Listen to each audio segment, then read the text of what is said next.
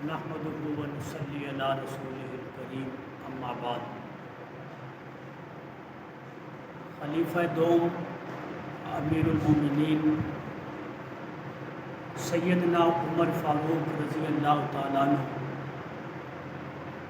تاریخ اسلام کی وہ عظیم شخصیت ہیں کہ جن کی دینی، ملی، سیاسی خدمات اسلام کے لیے لازوال ہیں۔ 33 سال کی عمر میں سن 6 نبوی میں سیدنا فاروق اعظم ایمان لاتے ہیں، اور ان کے ایمان لانے کا واقعہ بھی بڑا عجیب ہے کہ اللہ کے نبی نے بیت اللہ میں یہ دعا فرمائی تھی کہ اللہ عمر بن خطاب کے ذریعے یا عمر بن حشام کے ذریعے اسلام کو عزت عطا فرما۔ اللہ تبارک و تعالیٰ نے خطاب کے بیٹے عمر کو پسند کیا اور اسلام کو عزت عطا فرمائی۔ گویا کہ فاروق اعظم نبی کی مراد بن کے آئے ہیں اور اسلام کی عزت بن کے آئے ہیں اسلام میں۔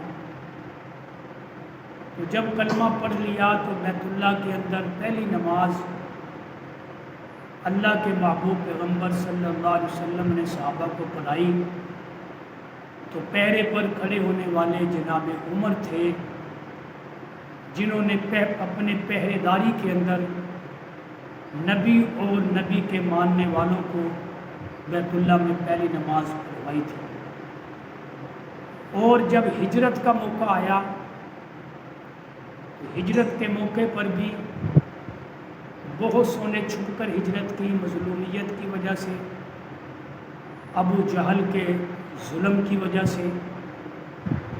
لیکن ایک عمر تھے جو علل اعلان ہجرت کر کے مکہ چھوڑ رہے تھے کہ کسی نے اگر اپنی بیوی کو بیوہ کروانا ہو، اپنے بچوں کو یتیم کروانا ہو، تو آج عمر مکے سے ہجرت کر کے مدینے جا رہا ہے، آج عمر کا راستہ روک لے۔ تو یہ اللہ کے دین میں اللہ کے شیر بن کے آئے تھے۔ پھر مدینہ کے اندر 27 غزوات نبی کریم صلی اللہ علیہ وسلم کی حیات طیبہ میں ہوئے۔ 27 غزوات میں سیدنا فاروق اعظم آپ کے ساتھ شریک ہوئے۔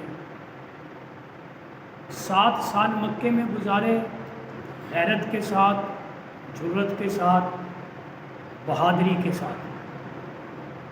10 سال اللہ کے نبی کی حیات طیبہ میں مدینہ میں گزارے، جرأت، غیرت اور بہادری کے ساتھ۔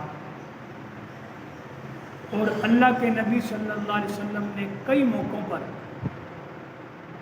سیدنا فاروق اعظم کے لیے ہاتھ اٹھائے کہ اللہ عمر کو اسلام کی عمر بنا دے۔ اور ایک موقع پر فرمایا، ترمذی شریف کے اندر روایت موجود ہے کہ اللہ نے عمر کی زبان اور عمر کے دل پر جو ہے وہ حق کو جاری کر دیا۔ عمر بولتے ہیں تو اللہ قرآن بنا دیتے ہیں۔ شاہ ولی اللہ محدث دہلوی رحمۃ اللہ علیہ نے 27 مقام ایسے بیان کیے ہیں قرآن پاک میں کہ جو رائے سیدنا فاروق اعظم رضی اللہ تعالیٰ عنہ نے زمین پر دی تھی، اللہ نے ان کی رائے کے مطابق ہی آسمان سے قرآن کو نازل فرما دیا۔ یہ بہت بڑے اعزاز کی بات ہے۔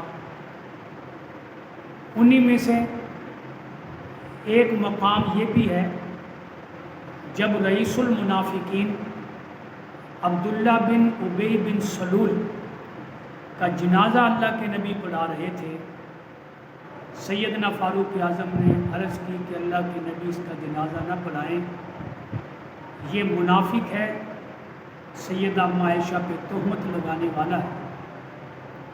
یہ ان کی ایمانی غیرت تھی، ایمانی تقاضا تھا، اور اللہ کے نبی حضرت عمر کی یہ بات سن کر مسکرا رہے ہیں۔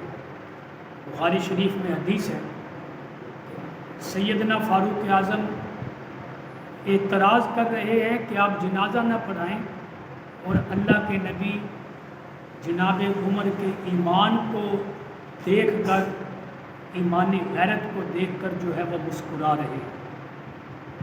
لیکن آپ جو مصلیت سمجھتے تھے، اس مصلیت کے تحت آپ نے جنازہ پڑھا دیا۔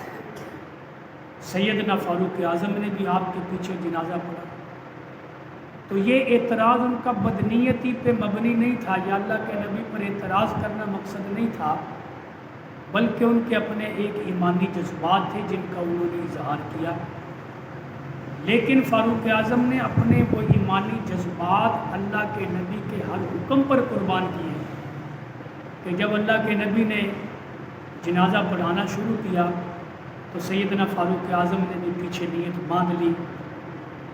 جنازے کی نماز مکمل ہوئی، اللہ نے آسمان سے قرآن اتار دیا، وَلَا تُصَلِّ عَلَىٰ أَحَدٍ مِّنْهُمْ مَاتَ أَبَدًا وَلَا تَقُمْ عَلَىٰ قَبْرِهِ، کہ میرے محبوب آئندہ، آج تو یہ آپ نے کر لیا کہ ایک منافق کا جنازہ پڑھا دیا، لیکن آئندہ کے لیے میں یہ قانون بنا رہا ہوں کہ آپ نے کسی ایسے منافق کا جنازہ نہیں پڑھانا حتیٰ کہ اس کی قبر پہ کھڑے ہو کر فاتحہ بھی نہیں پڑھے۔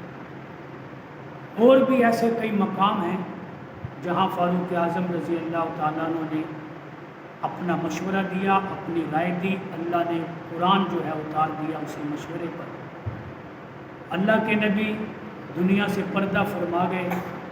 سیدنا فاروق اعظم کے جذبات کہ تلوار لے کر مدینے کی گلیوں میں پھر رہے ہیں کہ کوئی نہ یہ کہے کہ اللہ کے نبی فوت ہو گئے، بلکہ وہ تو اللہ سے ملاقات کے لیے آسمانوں پہ گئے ہیں، واپس آ جائیں گے۔ یہ ان کے اپنے جذبات تھے، فرط محبت میں۔ پھر سیدنا صدیق اکبر خلیفہ بنے۔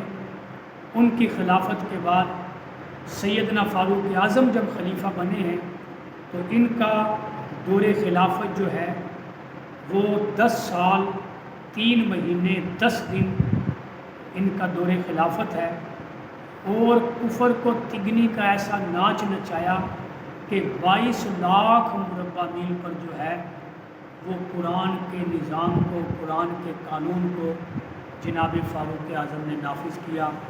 بیت المقدس کی فتح بڑی عظیم فتح ہے، آپ سنتے رہتے ہیں، سنا ہوا ہے کہ جناب فاروق اعظم کے کرتے پر 17 پیبند لگے ہوئے تھے، غلام سواری پہ سوار تھا، آپ اونٹ کی لگام پکڑ کر چل رہے تھے۔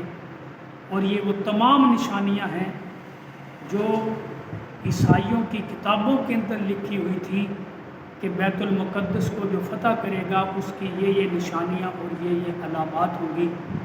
سیدنا فاروق اعظم کے دور خلافت میں جو نبی کریم صلی اللہ علیہ وسلم نے پیشین گوئیاں فرمائی تھیں کہ اللہ روم و فارس کو بھی مسلمانوں کے ہاتھوں فتح کروائے گا، تو یہ سیدنا فاروق اعظم کے دور میں وہ فتوحات ہوئیں، نبی کی پیشین گوئیاں پوری ہوئیں۔ یہی فاروق اعظم جو اسلام کے پرچم کو لہراتے ہوئے اسلامی نظام کو نافذ کرتے ہوئے آگے بڑھ رہے تھے۔ 27 ذو الحجہ کو ان پر فجر کی نماز میں مسجد نبوی میں حملہ ہوتا ہے، قاتلانہ حملہ، اور زخمی ہوئے 3-4 دن ان زخموں کے اندر گزارتے ہیں، زخمی حالت میں گزارتے ہیں، اور پھر ان زخموں کی تاب نہ لاتے ہوئے 1 محرم الحرام کو جام شہادت نوش فرما جاتے ہیں۔ اور آپ کی قبر مبارک آج بھی روضہ رسول کے اندر موجود ہے، اور روضہ رسول ہر مسلمان کا عقیدہ ہے کہ وہ جنت کا ایک ٹکڑا ہے، بلکہ جنت سے بھی اعلیٰ ہے۔ فاروق اعظم آج بھی جنت کے اندر آرام کر رہے ہیں، آج بھی وہ جنت میں آرام فرما ہیں۔ اور مسلم شریف کی حدیث ہے، اللہ کے نبی صلی اللہ علیہ وسلم نے فرمایا کہ میں نے عمر کا محل جنت کے اندر خود اپنی آنکھوں سے دیکھا ہے۔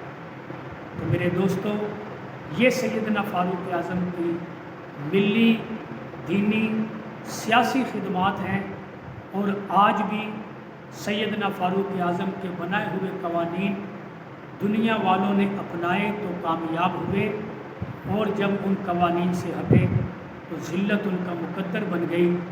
اللہ پاک ہمیں اسی طرز پر اپنی اسلامی حکومتوں کو چلانے کی توفیق عطا فرمائے جس طرز پر سیدنا فاروق اعظم نے اسلامی مملکت کو چلایا تھا۔